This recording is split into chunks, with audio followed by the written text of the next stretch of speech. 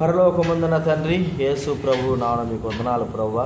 ఈరోజు సంఘ ప్రార్థన కొరకే మేము చేరి వచ్చుతున్నాం.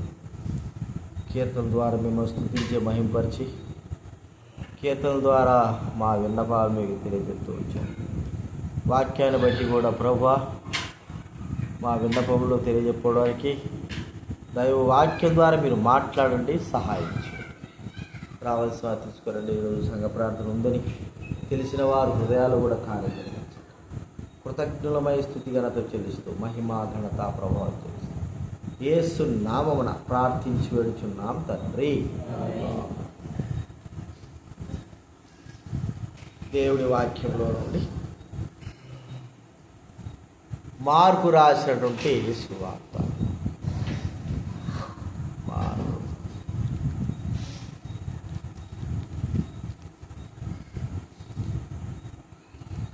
తొమ్మిదో అధ్యాయము 18వ వచనము 22, 23 చదువుకుందాం. మార్కు రాసిన సువార్త 9వ అధ్యాయం 18, 22, 23 చదువుకుందాం. అందరం చదువుకుందాం దేవుడి వాక్యం. మార్కు రాసిన సువార్త 9వ అధ్యాయం 18, 22, 23. అది ఎక్కడ వారిని పట్టునో అక్కడ వారిని అందరు చదువుకుందాం. అక్కడ వారిని పడద్రోయడం. అప్పుడు వాడు నురుగు కార్చుకొని పండ్లు కొరుక్కొని మోర్చెలు దాన్ని వెలగొట్టడానికి నీ శిష్యులకు ఆజ్ఞాపించదును కానీ అది వారి చేత కాలేదని ఆయనతో చెప్పాను. 22. అది వారిని నాశనం చేయవలనని తరచుగా నీళ్ళలోనూ అగ్నిలోనూ నీళ్ళలోనూ పడదోయడం. ఏమైనా నీ వలన అయితే మా మీద కనికరపడి మాకు సహాయము చేయుమనెను. 23. అందుకు యేసు నమ్ముట నీ వలన అయితే నమ్మువాడికి సమస్తము సాధ్యమే అని అతనితో చెప్పారు. అలాగే యోహాను సువార్త 11వ అధ్యాయం. యోహాను రాసినటువంటి సువార్త 11వ అధ్యాయము 40వ వచనం అందరం చదువుకున్నాం. 11వ అధ్యాయము 40. యోహాను సువార్త 11వ అధ్యాయము 40వ వచనం అందరం చదువుకున్నాం. అందుకు యేసు నీవు నమ్మినడలా దేవుని మహిమను చూతువని నేను నీతో చెప్పలేదా అని ఆమెతో నేను. 2 సందర్భాల్లో మనం చూసుకుంటున్నాం. ఒక సందర్భము దయ్యం పట్టినటువంటి కుమారుడు గురించి, మరో సందర్భంలో అసలుకే చనిపోయినటువంటి లాజరు, 4 దినాలుగా చనిపోయి సమాధిలో ఉంచబడినటువంటి లాజరు గురించి ప్రభు ఇక్కడ మనతో మాట్లాడుతూ ఉంటున్నాడు. ఈ 2 సందర్భాల్లో ఒక సందర్భంలో ప్రభు అన్నాడు, నువ్వు నమ్మితే దేవుని మహిమను చూస్తావని నేను నీతో చెప్పలేదా అన్నాడు. ఒక సందర్భంలో నువ్వు నా నమ్మువానికి సమస్తము సాధ్యమే. ఎవడైతే నమ్ముతాడో ఆ వ్యక్తికి సాధ్యం. అసలుకు సమస్తం సాధ్యం. ఎవరికి సాధ్యము? దేవునికి తప్ప ఇంకెవరికి కూడా సమస్తము సాధ్యం కాదు. అయితే ఏ వ్యక్తి అయితే నమ్ముతాడో, అంటే నమ్మడం అంటే అర్థం ఏమిటి? దేవుని కార్యాలను నమ్ముతాడో, ప్రాముఖ్యంగా దేవుని నమ్ముతాడో ఆ వ్యక్తికి సమస్తము సాధ్యమే. అది అసాధ్యం అంటూ ఏది లేదు అని మనకు ఇక్కడ గ్రహింపు దేవుడు చెప్తున్నాడు. కాబట్టి అలాగ నమ్మినవాడు ఏమవుతాడంటే దేవుని మహిమను చూస్తాడు. ఏ వ్యక్తి అయితే అలా నమ్ముతాడో ఆ వ్యక్తి ఎవరు చూస్తాడు? దేవుని మహిమను చూస్తాడు.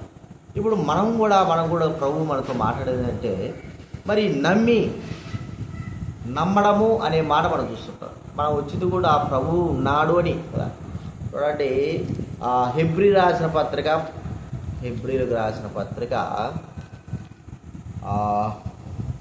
11వ అధ్యాయం 5వ వచనం 6వ వచనం 11వ అధ్యాయం 6వ వచనం. హెబ్రీలకు రాసినటువంటి పత్రిక 11వ అధ్యాయం 6వ వచనంలో, విశ్వాసము లేకుండా దేవునికి ఇష్టడేంట అసాధ్యము, ఆయన ఉన్నాడని నమ్మవలను కదా, ఆయన ఉన్నాడు అని, వెతికే వారికి ఫలం దయచేస్తాడని నమ్మాలి కదా అనే మాట మనకి ఇక్కడ చెప్పబడతారు. అనేకమైన సార్లు మన జీవితంలో అపనమ్మకం అనేది చోటు చేసుకుంటూ ఉంటాం. ఎందుకు అపనమ్మకం వస్తూ ఉంది? దేనిని బట్టి అపనమ్మకం మనం కలిగి ఉంటున్నామంటే, మనము ప్రార్థన చేసిన వెంటనే జరగాల అనేటువంటి ఆలోచన ఒకటి. మరి ఎందుకు దేవుడు ఇంతగా ప్రార్థన చేస్తున్నా కూడా దేవుడు మన మనవి వినలేకపోతున్నాడని అనే ఆలోచన ఒకటి.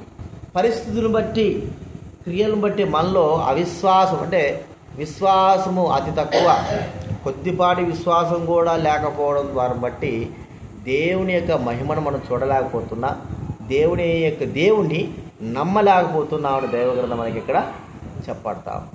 ఇక్కడ మార్కు సువార్త 9వ అధ్యాయంలో చాంద్రరోగం పట్టినటువంటి, మోగోవైన చెవిటి దయ్యం పట్టినటువంటి ఆ యవన చిన్నపిల్లవాడి జీవితంలో ఆ తండ్రి మరి ఎలాగంటే, ఒకవేళ యేసుప్రభు దగ్గర రాక మునుపు ఏమైనా నమ్మింటే జరిగి ఉండేదేమో కానీ, అయితే యేసుప్రభు దగ్గర రాక మునుపు నమ్మలేదు. యేసుప్రభు దగ్గర రాక మునుపు ఆ యొక్క తండ్రి ఆయన శిష్యుల దగ్గర తీసుకువెళ్ళాడు, ఏమైనా బాగుపడతాదని. కానీ అక్కడ అతనికి నమ్మకము కుదరలేదు, నమ్మకం లేదు.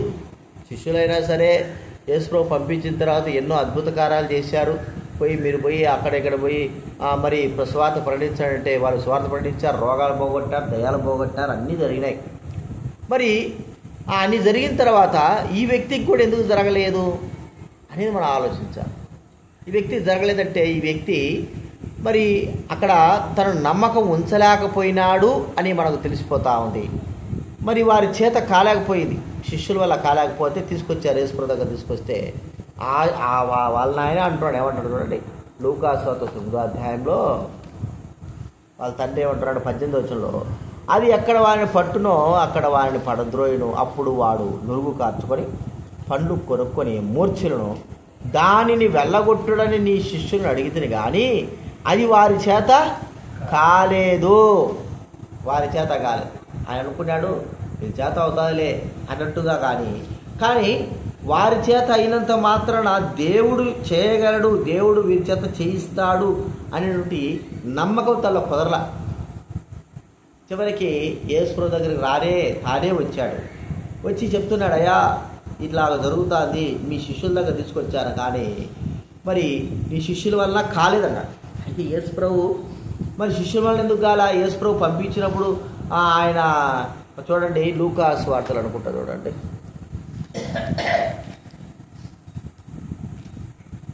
లూకాసు వార్త 10వ అధ్యాయం, లూకాసు వార్త 10వ అధ్యాయము 17వ వచనం చదవండి ఎవరైనా. లూకాసు వార్త 17వ. ఆ 70 మంది శిష్యులు సంతోషముతో తిరిగి వచ్చి, ప్రభువా చెప్పగా ఆయన సాతాను, దయ్యములు కూడా దయ్యములు కూడా నీ నామమున మాకు లోబడుచున్నవి. చూడండి, దయ్యాలు కూడా లోబడుతున్నాయి అంటే మరి వారు 70 మంది శిష్యులు వీళ్ళు కూడా ఉన్నారు. 70 మంది శిష్యుల్లో కూడా వీళ్ళు కూడా ఉన్నారు. వెళ్ళినారు, ఆయా ప్రాంతాల్లో సువార్త చేస్తూ వచ్చారు. వారు సువార్త చేసినప్పుడు అక్కడ వారిని అనేకమైన వారిని స్వస్థపరిచారు, అధికారం ఇచ్చాడు. చూడండి, మత్తయి సువార్త 10వ అధ్యాయం మొదటి వచనం చదవండి ఎవరైనా. మత్తయి సువార్త 10వ అధ్యాయం మొదటి వచనం.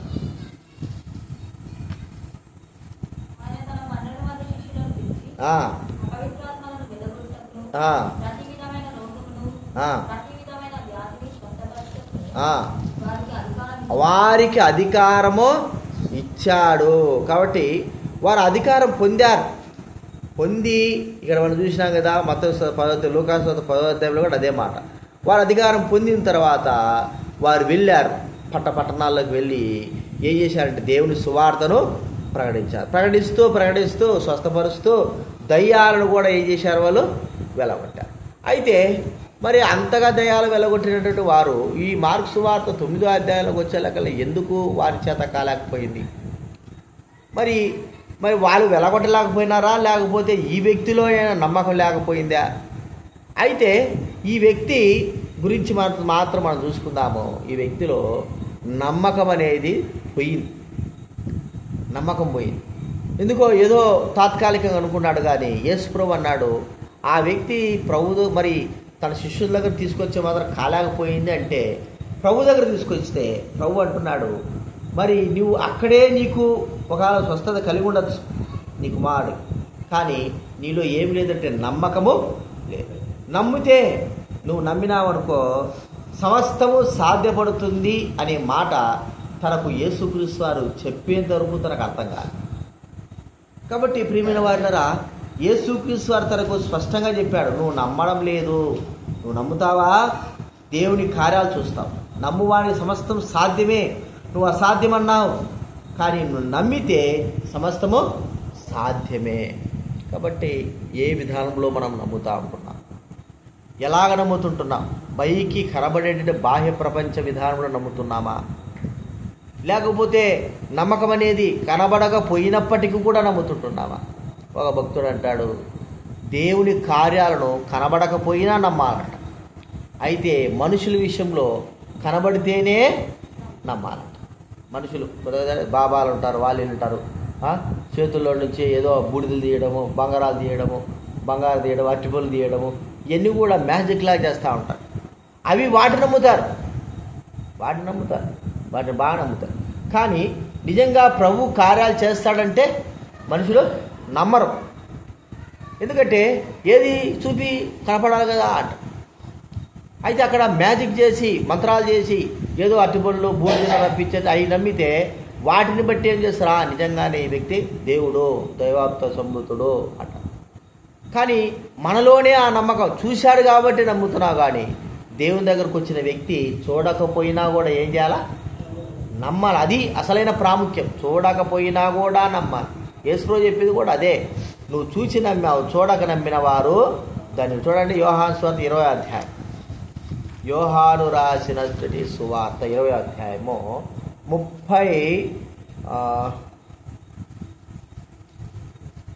29 చదవండి. యోహాను సువార్త 20వ అధ్యాయం 29వ వచనం.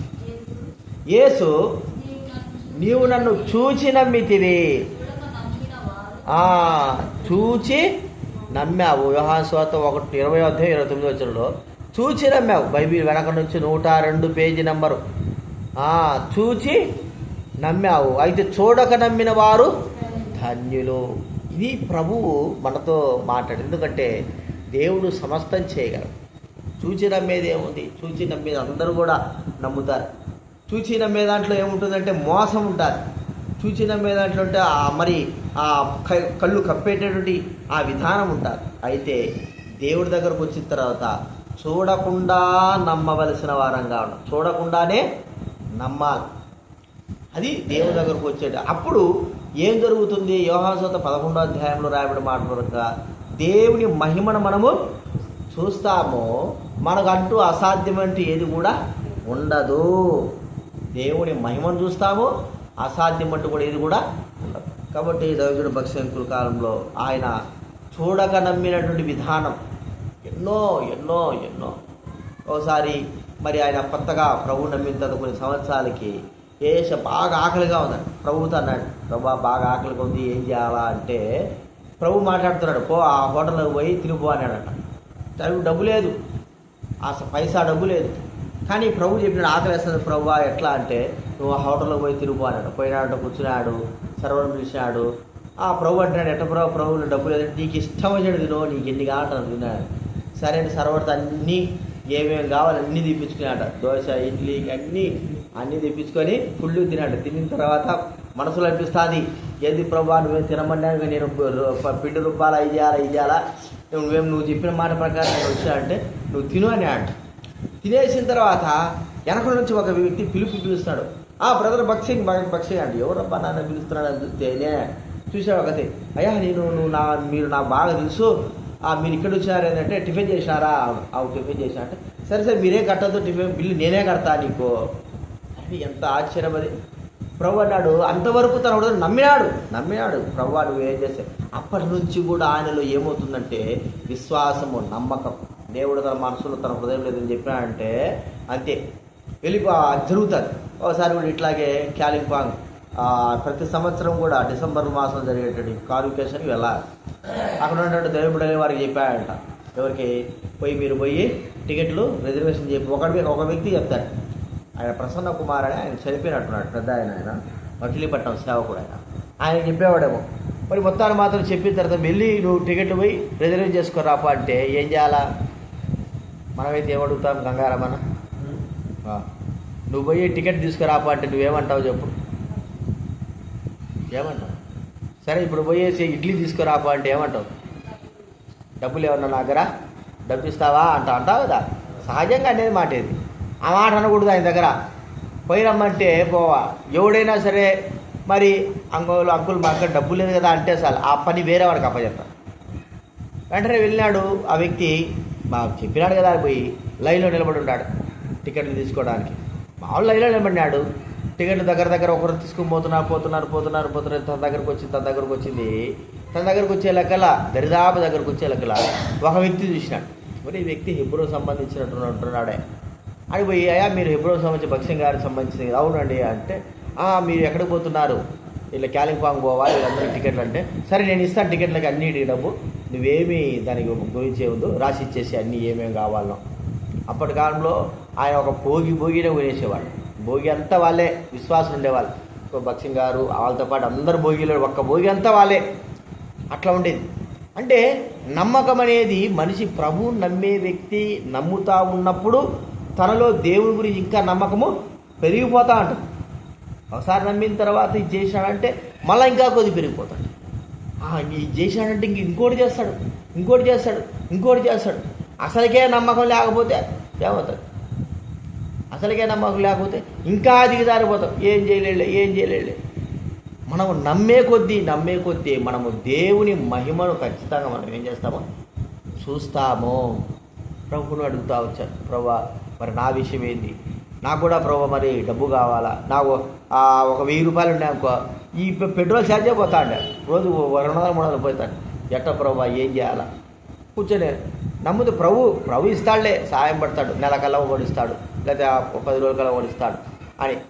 మరి ప్రభు నమ్ముతా ఉంటే, నమ్మే విషయంలో ఆలోచనలు కలిగి ఉంటే మొన్న ఒక మీటింగ్ జరిగి చూసారా? ఇప్పుడు మా యూత్ కంబైన్డ్ మీటింగ్ ఇక్కడ నర్సాపూర్లో జరిగేటప్పుడు ఒక యువకుడు నా పక్కన కూర్చున్నాడు, బయట కూర్చున్నాడు. మాట్లాడుతాడు. ఏందే ఎట్టున్నారే కదంటే, బాగానే ఉండా మా కోసం ప్రార్థన చేయండి అంటా ఉండి ఫోన్పే తీసుకొని ఫోన్పేలో వచ్చి డబ్బు వేసాడు.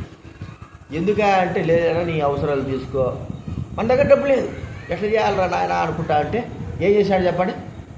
మనకు అవసరం లేదు, కానీ మనం అడగక మునిపోయేవారు మనకేం చేస్తారు? ఒక్కోసారి మనలో ఉన్న నమ్మకాన్ని బట్టే, ఎవడో ఈవిడే కాదు, మనలో ఉన్న నమ్మకాన్ని బట్టే 5 రూపాయలు కానీ 10 రూపాయలు కానీ లేదా ఈ కార్యం కానీ ఏదైనా సరే దేవుడు ఏం చేస్తుంటాడు? చేస్తూ ఉంటాడు. నమ్మకం లేకపోతే చూడకపోయినా కూడా నమ్మాలి. చూడకపోయినా కూడా ఏం చేయాలి? దేవుడిని మనము నమ్ముతానే ఉండాలి. అది ప్రభువు మనతో మాట్లాడే విషయం. నేను కూడా మా విలింకేది బర్త్డేకి ఏం ప్రభు అందరూ ఎవరు కొట్టేసినారు. మా అమ్మాయి ఎవరు కొట్టేసింది, మా బామ్మరిది, మా మరదలు అందరూ వస్తానని చెప్పి టికెట్లు చేసుకుంటానని చెప్పేసి మోసం చేసి అందరూ ఎవరు కొట్టేశారు. అసలు రాలి. మరి ఎట్లా నాయన అనుకుంటా అంటే, మరి వీడికి కేక్ కూడా వీడంటాడు నాకు బట్టలు లేదు, మా ఎవరు రాలేదు అని వీడియోలకి కూర్చున్నాడు రాత్రి. ఏం చేయాలా? సరేలే మనకు అలవాటే కదా, వస్తే తీసుకుంటా లేకుండా కూర్చుంటా, పాతటైనా వేసుకోవాల్సిందే. ఇంకా కూర్చుంటే దేవుడు కేకుకైనా సరే ఎట్లా చేయాలా ప్రభా? దేవుడు ఇస్తాడు. మనం అడక్క మునిపే మనం అడగాల్సిన అవసరం లేదు. దేవుడు ఆ వ్యక్తికి కేక్ కావాలా, వీడికి ఏం కావాలా, బట్టలు కావాలా, అవసరం ఎంతో కొంత మనకు కావాల్సినంత ఇస్తాడు. అంత లక్షల చేయాల్సిన అవసరం లేదు. మనకు అప్పుడు ఎంత కావాలో మనకు దేవుడు నమ్మకం ఉంచితే సార్. నమ్మకం లేకపోతే నీళ్ళు ఏం ఇస్తాడు? కనీసం కొంతైనా అప్పుడు మనము దేవుని మహిమను ఏం చేస్తాం? మనము చూస్తాం. ప్రార్థనలో కూడా అదే మనం గుర్తించుకోవాల్సిందంటే, ప్రభువారి ప్రార్థన చేస్తున్నాడు. మనం అడిగే ప్రతిదీ కూడా ఒకవేళ మన కొరకు మనం ఏమైనా అడుగుకుంటున్నామా అడగాలి, ఇతరుల కొరకు అడుగుతున్నామా అడగాలి, ఆత్మరక్షణ కొరకు అడుగుతున్నామా అడగాలి, ఇతర అవసరాల కొరకు అడుగుతున్నామా అడగాలి. కానీ ఇవన్నిటిలో కూడా దేవుడు వారికి ఇస్తాడు, నాకు ఇస్తాడు, అన్ని ఇస్తాడు. ఆయన ప్రార్థన చేసినాం కదా, ఇక దేవుడు ఇస్తాడు.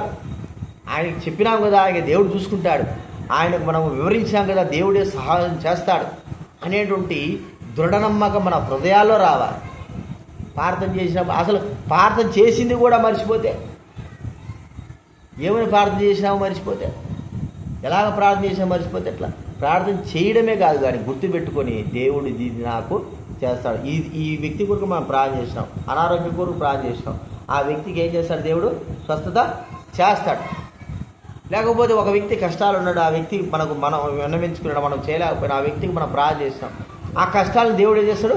తీర్చేస్తాడు. మనం చేయాల్సిన అవసరం లేదు, మన ప్రార్థన ద్వారా ఏం చేస్తాడు? వాటిని తీర్చేస్తాడు. అది గుర్తుపెట్టుకోవాలి. మనం గుర్తుపెట్టుకొని ప్రభువును మనం ఎంతగా నమ్ముతామో, బతికున్న మనము ఎంతగా నమ్మి విశ్వసిస్తామో, చచ్చిపోయినా కూడా నమ్మకం అనేది, చచ్చిపోయిన వారి విషయం కూడా నమ్మకం అనేది మనం ఉంటే ఆ నమ్మకం మనకు నెరవేర్చబడుతుంది. అందుకే దేవుని మహిమను మనం చూస్తాం. చూడాలంటే అర్థం ఏమిటి? నమ్మాలి. నమ్మకపోతే ఏం చర్చాకరణ? నమ్మకపోతే ఎవరు నమ్ముతావు? సహజంగా మనం ఎక్కువ ఎవరు నమ్మేది చెప్పండి? మనుషులను ఖచ్చితంగా నమ్ముతాం. దేవుడు అంటాడు, ఒరే మనుషులు నమ్ముకోవడం కంటే నన్ను ఆశ్రయించండిరా, నన్ను ఆశ్రయించండి. మనుషులు ఎందుకు గురించి నమ్ముకుంటారు? ఎందుకు అవమాన పాలవుతారు? ఎందుకు అపకీర్తి పాలవుతారు? నన్ను నమ్మండి, నేను మీకు చేస్తాను కదా. నమ్మడం అంటే అర్థం ఏమిటంటే వాళ్ళు నమ్మొద్దని కాదు.